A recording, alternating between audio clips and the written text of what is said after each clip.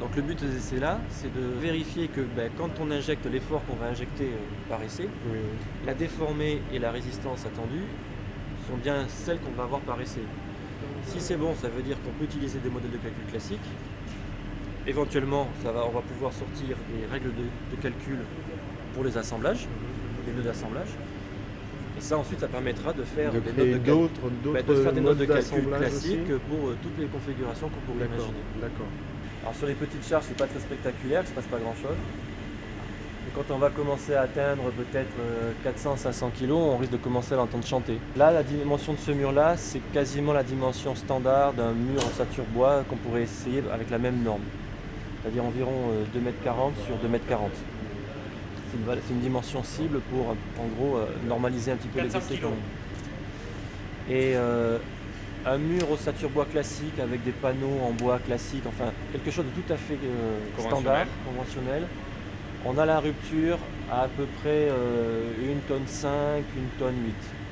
Voilà. Donc on va voir.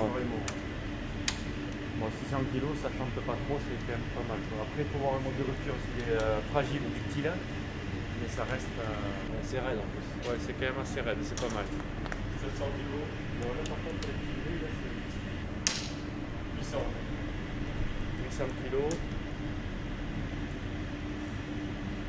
Vous voyez que la ferrure en bas, elle travaille pas mal en traction, puisque vous êtes soulevé.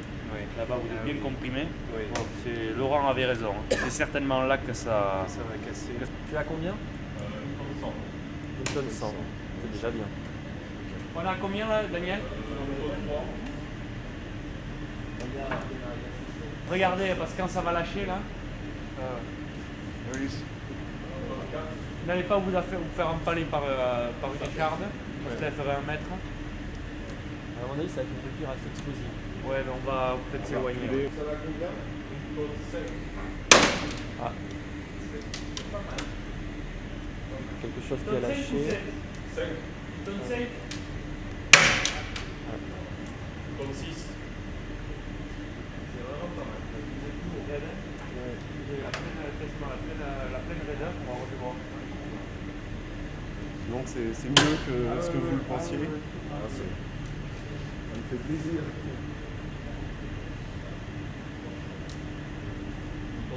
2 tonnes. 2 tonnes. Donc il y a deux critères, il y a le critère de résistance et le critère de raideur. Là, il est à la fois résistant et raide. Donc Vu la déformation qu'il a, à mon avis, là maintenant, on est au-delà du critère de déformation. Voilà. Et j'ai gagné. Raison. Il est très très fort. Il avait raison. Il est très très fort. 2 tonnes 3. Et Vous avez une belle valeur là. qu'est-ce que ça signifie pour nous concrètement? On est un peu au-dessus d'un mur, je répète, conventionnel. Conventionnel. C'est-à-dire avec qui respecte en termes d'épaisseur de panneau, en termes de type de fixation et de densité de fixation, le minimum D'accord. demandé par la réglementation. Je suis très heureux. Ça répond à ce que j'attendais depuis longtemps. Je suis ému. Puis voilà.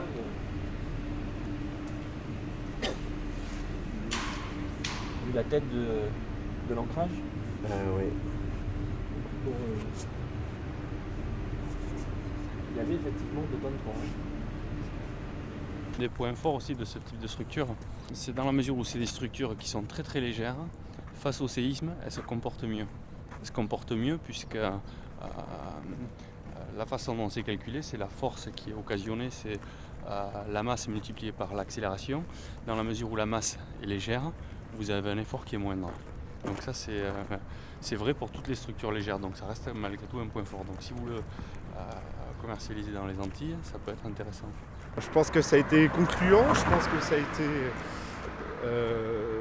émouvant, je pense que ça a dépassé ce que j'espérais et je suis heureux que d'un point de vue technologique, ça soit aussi performant.